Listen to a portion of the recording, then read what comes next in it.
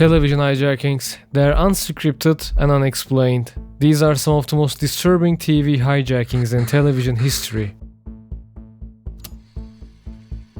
Let's start with the most infamous one. It was a regular Sunday night in Chicago in 1987. People were watching the sports news on WGN when the screen suddenly went black. And then this weird figure appeared on the screen. He was wearing a Max Headroom mask and he just stood there. He was moving in front of a metal background that looked like it was taken from a sci-fi set. Max Headroom was a popular 80s sci-fi character and it looked like someone had recreated Max Headroom in their home. The background was slightly spinning and the whole thing looked like a low-budget nightmare. There was no sound or any message, just silence. And after 20 seconds, the station got the control back. The TV anchors looked just as confused as the people watching. Well, if you're wondering what's happened, so am I. Actually, the computer that we have running our news from time to time took off and went wild. But that wasn't the end of it. A couple of hours later, during a Doctor Who rerun on PBS affiliate WTTW, it happened again. And this time, the masked man spoke.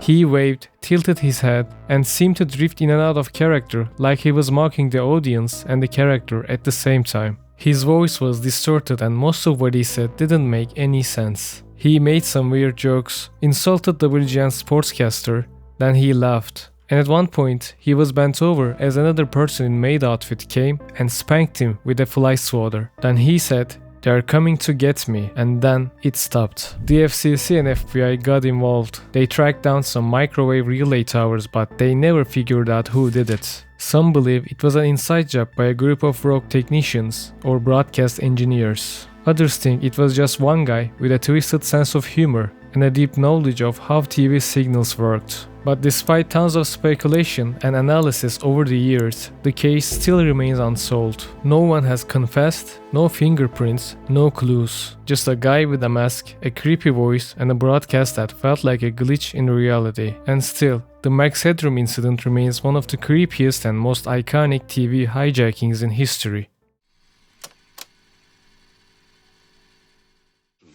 These include stopping the execution of all captured prisoners of war, allowing Giroux to stake negotiations, being arrested. This is the voice of Allah, representative of the Ashtar Galactic, speaking to you.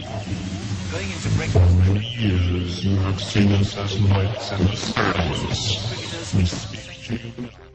It happened back in 1977. It was just after 5 p.m. and Southern Television's local news segment was being broadcast across parts of the UK. But right in the middle of the news, the picture flickered. The screen showed the regular visuals, but the audio suddenly changed. A robotic voice took over and introduced itself as Vrillon of the Ashtar Galactic Command, an alien organization watching over our planet. The message was long. It lasted nearly 6 minutes, telling humanity to live in peace, give up nuclear weapons, reject false leaders, and embrace a higher path of cosmic evolution. Vrillon warned that our planet was at a turning point, and if we didn't change our course, a great disaster would follow. And then the original news broadcast continued as if nothing had happened. The cadence of the speech was almost hypnotic. It was like a sci-fi movie, but hundreds of people were terrified and they called the station. And later, Southern Television apologized for the incident and said it was a signal hijack. To understand how this was even possible, you have to go back to how television signals worked in the 1970s. The Southern Television Network used microwave links to beam content from its main studio to local transmitters, and one of those transmitters wasn't directly wired in. Instead, it picked up the signal off air and rebroadcast it, and that made it vulnerable. If someone had the right equipment, they could override the signal being received, essentially hijacking the audio feed. The IBA launched an investigation but couldn't trace the source, so the person responsible was never found. Even to this day, we still don't know who was behind the broadcast, or how they managed to keep up their identity a secret for decades. Many people thought it was a prank or a message, and some people still think it was a real message that came from aliens. Even now, the Vrillon broadcast is cited in UFO documentaries and conspiracy forums as proof of alien contacts. This one sounds like a horror movie, but it actually happened on real TV, and it scared a lot of people. In 2013, local TV stations in Montana, Michigan, New Mexico, and Wisconsin were broadcasting as usual, but suddenly their emergency alert system was hijacked. The classic EASB played, and a robotic voice warned that the dead were rising from their graves and attacking the living. Civil authorities in your area have reported that the bodies of the dead are rising from their graves and attacking the living. Follow the messages on screen that will be updated as information becomes available. Do not attempt to approach or apprehend these bodies as they are considered extremely dangerous. I repeat, civil authorities in your area. That was the actual message, and it sounded official, but they couldn't get the EAS visuals on the screen, but they did get the sound out. Some people had no idea it was fake. Imagine yourself alone, watching TV late at night, and suddenly your screen tells you that there is a zombie apocalypse. And naturally, people panicked and they called 911. It was fixed pretty fast, but it showed how quickly something fake can become real panic. Turns out, these stations had never changed the default usernames and passwords on their alert systems. So once attackers saw that, getting inside was easy. They logged in and used it for their prank. The audio clip that hackers used in the hijacking is from a 2008 YouTube video uploaded as a prank recording to play on Halloween night. The FCC took the incident seriously, but no one was ever officially caught or charged in connection with the hack.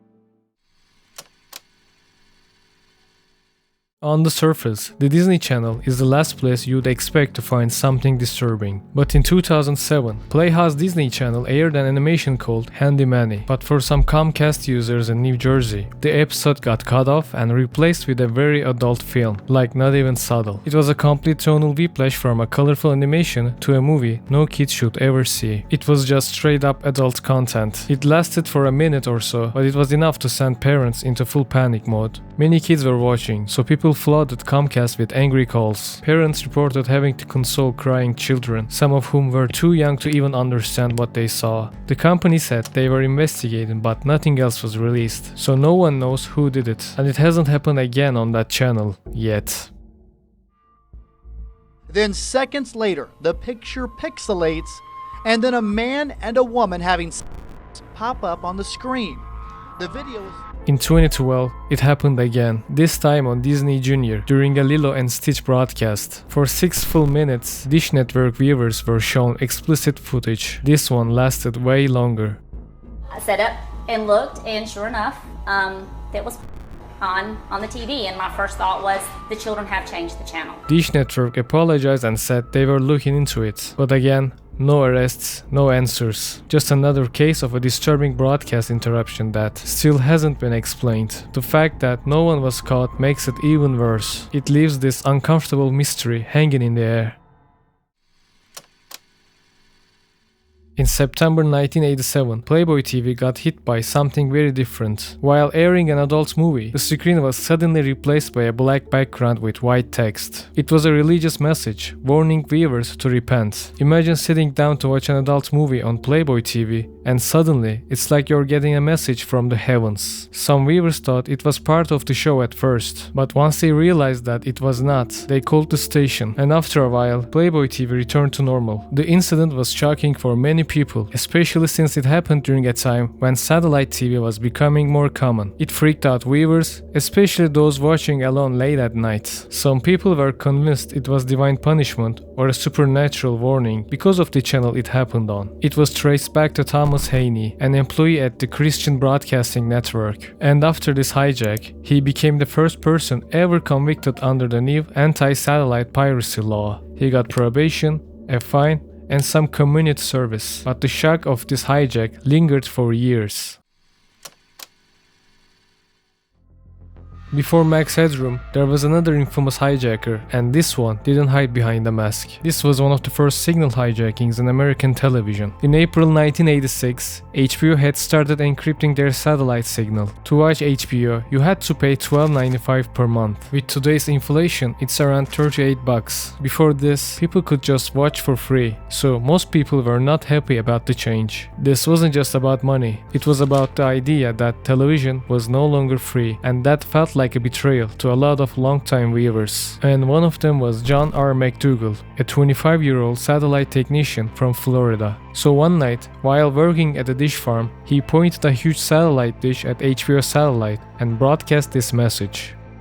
The message stayed on screen for nearly 5 minutes, and half of the United States saw it. Some people even thought it was a real promo or warning from HBO at first. It was their first time seeing a real-time disruption of a major TV network. People thought it was strange, bold, and kinda genius, because the technical side to pull this off was not simple. It required knowledge, a powerful transmitter, and a perfect timing, so it made headlines the next day. The FBI launched an investigation immediately, and after the investigation, he was caught and fined $5,000 and also lost his FCC license. But the event led to a new law called the Electronic Communications Privacy Act, which made this kind of hijack a felony. McDougal later explained he didn't mean any harm, he just wanted to make a statement, but still, he made history. This was one of the first moments when people realized even national television was not safe, and even high-tech satellites could be hijacked by a single person. And these were some of the darkest TV hijackings ever. Thank you for watching. More iceberg and documentary content is on the way, so feel free to subscribe for that. And have a good one. See ya.